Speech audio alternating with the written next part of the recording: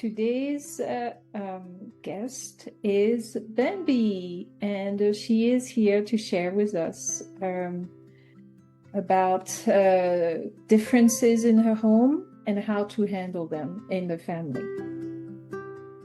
Baby, it's really good to have you here with us, and I wanted to ask you quickly to give us a short introduction, explain to us about who you are and your family. My name is Bambi Panta. Originally, I'm from the Philippines, and my husband is from Nepal. So now I proudly call Nepal as my second home. And I'm a mother of two boys. Yeah, one is 17 and 19. So we'd like to ask if you could share with us what are the differences that emerge in your family?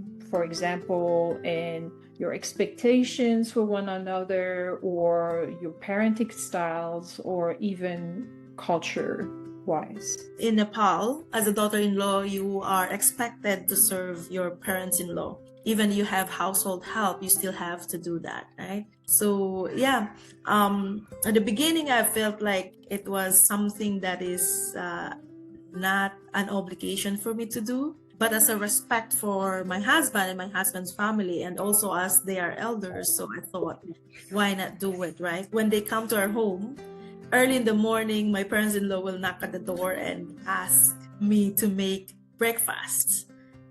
And so what really happens is, because I was still breastfeeding my child that time when he was still small, my husband, so he will usually do it for his parents. So it wasn't really hard for me to navigate those things during that time, because my husband was really supportive. And there's also instances we are, they think that menstruating is actually impure in the Hindu culture. So I am not allowed to go to the kitchen. I'm not allowed to cook. And at the same time, we are also from different religious backgrounds. So my husband is a Hindu, and I grew up in a Catholic household where we have really different celebrations of festivals. Like for them, it's almost like every month they have different festivals. For us, our big festival is the Christmas. So, but again, we celebrate those two things. It actually allows us to honor both cultures and also build shared meaning and time as well together as family. When you're actually exposed to different people, different ideas, different ideals, different cultures, it actually makes you more tolerant, and also makes you more understanding of the differences of other people. Yeah, you became less quick to judge, and your prejudice kind of fell to the wayside when you started to understand a little more about culture. Yes. And another family and your husband too. You mentioned that also to us earlier, that not only the culture were different, but the character of you and your husband were different. Can you tell us more about this? Yeah, personality wise, we're very different. So my husband really like his food like fully cooked, while for us it's like half cooked is already okay, because that's how I was brought up. I was taught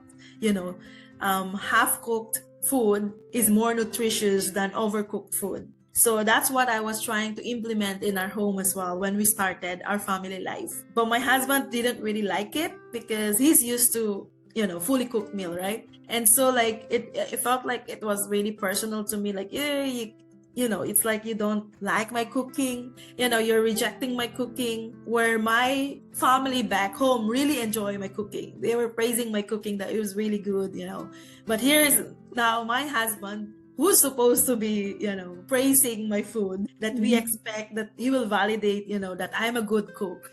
But suddenly became my critic.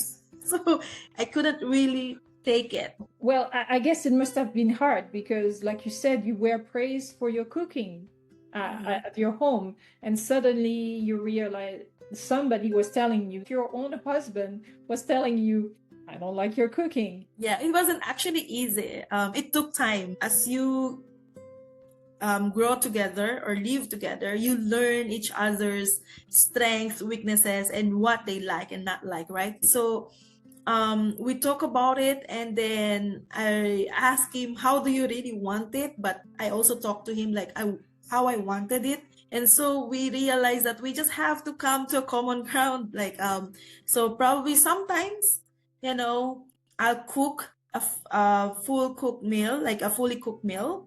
And I'll also cook sometimes, which I really prefer. Yeah? So, which is half cooked.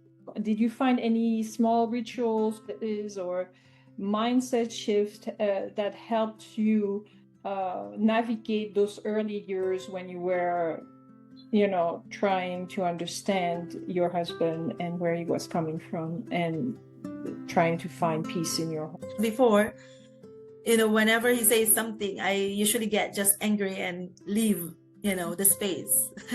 But now I try to understand where is he coming from. So I talk to him like, why are you still doing this? Where is it coming from? And then he will explain to me, in our culture, we don't do this. And this is what is expected of you. And I will also tell him like, of course, in our culture, this is not how it is. So, but you also have to respect. We have to really come, into the middle ground where both feel respected and heard. So, yeah, so that's how we do nowadays as well. In Nepal, there's a gender role. So, men usually will not do any household chores. That's how my husband grew up, especially he's the youngest. But when he's in our family, he washes the dishes, he does the laundry, he hangs the clothes, he cleans the room as well. So there's no really gender roles. And he's like, we have to teach our kids as well how to cook and how to clean, how to wash the dishes, because I've never learned this. So, and that's how we need to change now our, family culture, that we shouldn't just, although we are in Nepal, we shouldn't mind.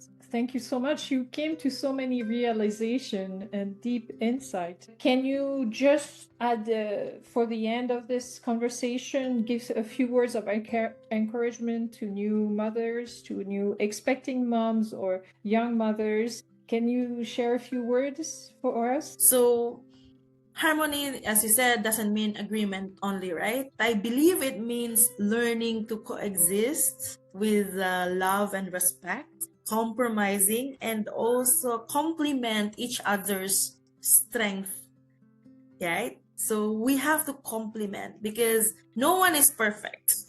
We cannot expect an ideal partner. The most important thing is we learn to accept that they cannot be perfect. So imperfection sometimes actually brings beauty as well, because that's where you can use your strength. And I think that is really the beauty of the differences. Also, there is no manual for being a mother, for being a wife. You just have to learn as you go. So when we feel emotional, we just have to reflect back and ask ourselves, is this worth the fighting for, or creating distance amongst your family members, especially with your husbands or in-laws, or is this worth the connection?